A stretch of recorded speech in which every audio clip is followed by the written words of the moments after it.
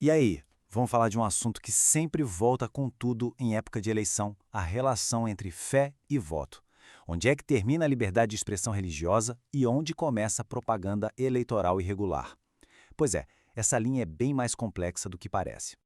Ok, vamos direto ao ponto, com a pergunta que todo mundo se faz quando vê um político num culto ou numa missa. Pode isso? Um candidato pode discursar no altar? Existe um limite claro? É exatamente isso que a gente vai decifrar agora.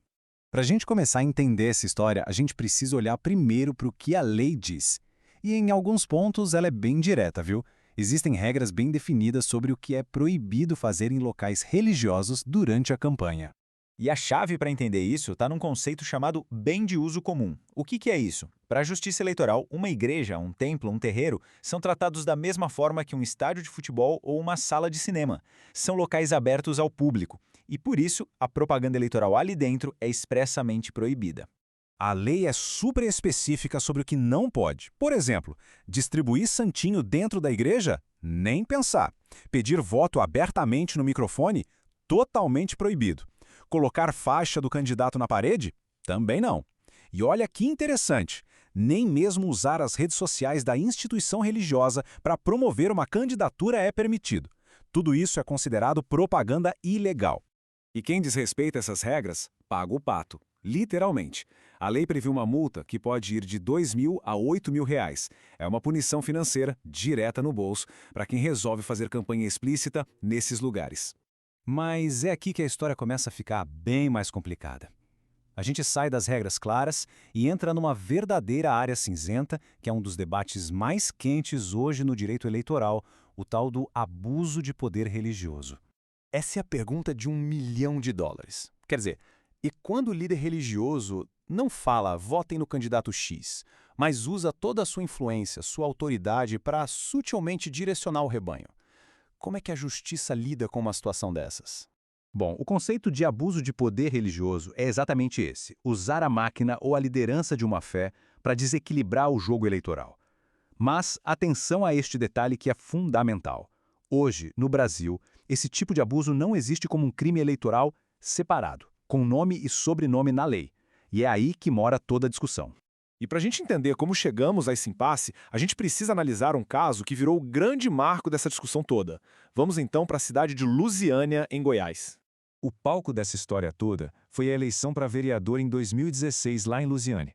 O que aconteceu foi o seguinte: uma candidata à reeleição, a vereadora Valdirene Tavares dos Santos, fez um discurso dentro da igreja que era liderada pelo próprio pai dela, que era o pastor. A acusação formal contra ela foi exatamente essa: que ela teria cometido abuso de poder religioso usando a posição dela e a autoridade do pai para conseguir uma vantagem injusta na eleição. Esse caso, que começou lá no município, não parou por aí não. Ele foi subindo, subindo e acabou chegando na mesa dos ministros do Tribunal Superior Eleitoral, o TSE, a última instância. Ou seja, a decisão deles ia criar um precedente para o Brasil inteiro. O fato de um caso como esse chegar até o TSE já mostra o peso do assunto. Essas questões são debatidas muito a fundo porque elas mexem com os limites da própria democracia e da participação política de cada um. Então tá, o caso chegou lá no topo, qual foi a decisão final do TSE e, talvez mais importante, qual foi o raciocínio por trás dela? Por maioria de votos, o tribunal decidiu o seguinte: embora a atitude da vereadora pudesse ser questionável, não era possível cassar o mandato dela usando apenas a acusação de abuso de poder religioso. Por quê? Porque não existe uma lei criada pelo Congresso que defina essa infração de forma clara e separada.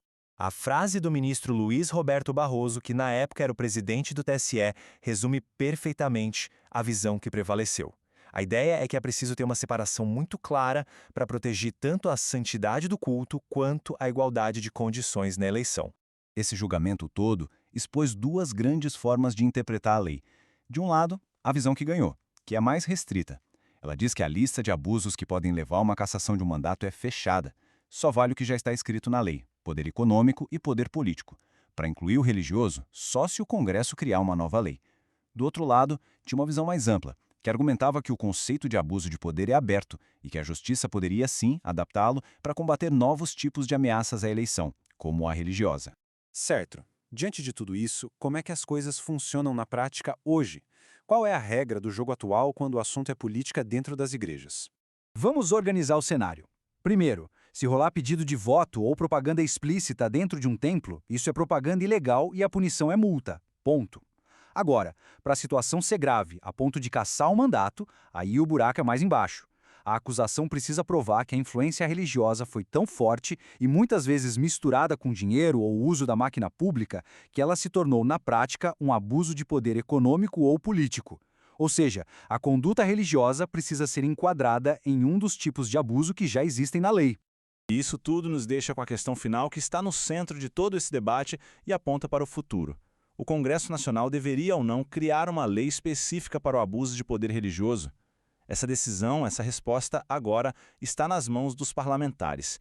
E é exatamente aí que se encontra hoje a fronteira da relação entre fé e voto no Brasil.